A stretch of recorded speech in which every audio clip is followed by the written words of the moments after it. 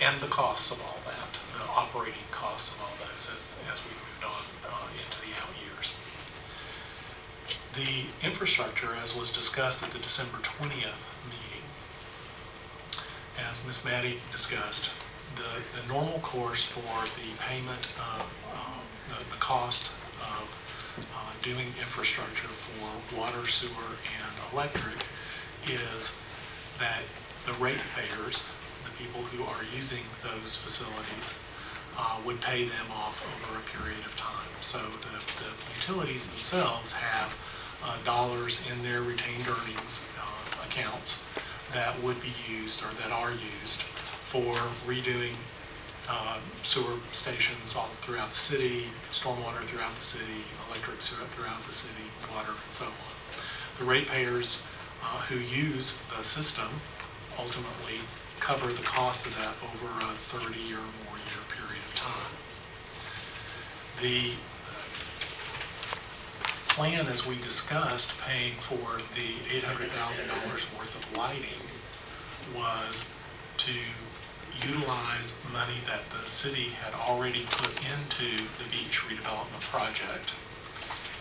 If you recall, the beach grant is a reimbursement grant, which means the city must spend money up front, and then after the project is done or after the project proceeds along, we get reimbursements from the county. The city put in almost a little over $1.2 million almost into that project to start with.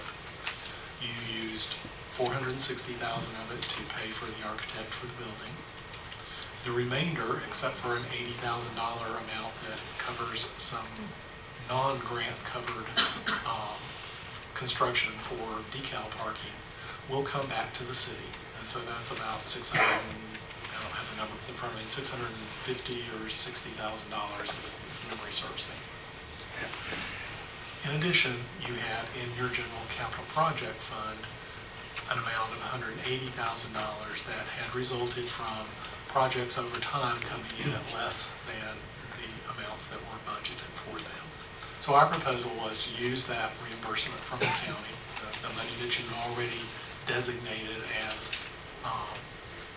money for the beach redevelopment, to cover most of the cost of the lighting, and to transfer the $180,000 from capital projects to the beach fund to pay for the remainder of that $800,000, and to fund the utilities in the way that the utilities are typically funded throughout the city.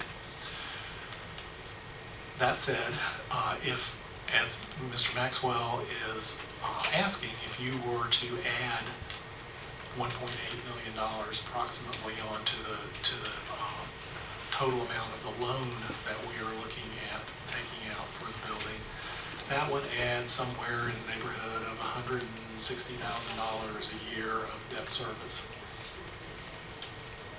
and would add somewhere, I would guess somewhere in the neighborhood of $400,000, $500,000 worth of interest cost to that loan over the 20-year period of time. I'd submit to you that if it is your wish to somehow pay the utilities back for putting infrastructure in and pay the city back for the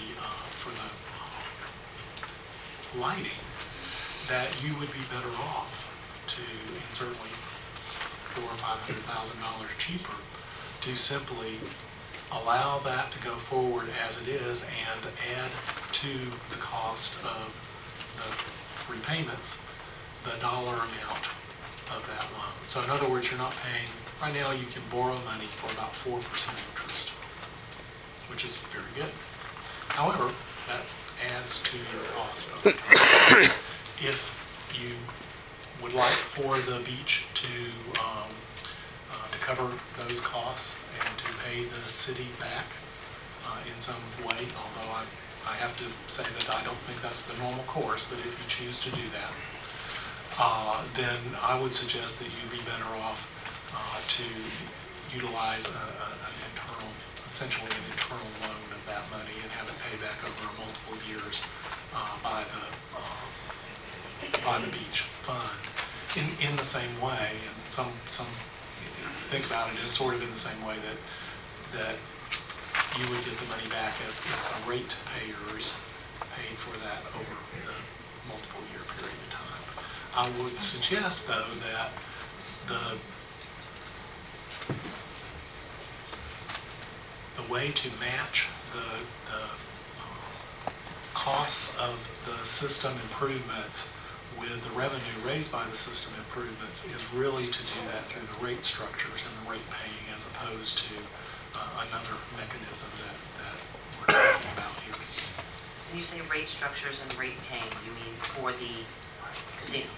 I mean, for the casino and for the city itself, because if you recall, the water, the sewer, and the stormwater, as well as electric for that matter, that are in that site are also providing water to and sewage from the park area itself, the beach as a park, providing electricity for lights that are in the park as opposed to necessarily within the just the parking lots and so on. So when I say ratepayers, I'm saying ultimately the city would be paying part of that bill, and the casino tenants would be paying part of that bill based on their usage. I was under the impression in the last meeting that Ms. Matty said these infrastructure improvements were part of the overall plan, so those monies were budgeted for. Will there be additional payments to our residents and taxpayers? Is there going to be additional monies coming through utilities? I do not believe that will be, that I don't believe that rates would need to change necessarily to do that, other than particularly for the water. If you recall, Ms. Matty talked about an overlay district, since in that case, the water we're providing out there isn't actually produced by Lake Worth. It's produced by the city of West Palm. And so consequently, they're charging us a rate different than we could manufacture, or I don't know, if you manufacture water, I'm not sure that's the right word. Produce, there you go. The electricity, of course, is coming out of, would come from the city of Lake Worth utilities. Stormwater is part of the overall city system to make sure that stormwater is handled appropriately. Mr. Maxwell? Thank you, Mr. Carr. I'd like to try to make this as simple as I can for the listening audience and those folks here in the audience.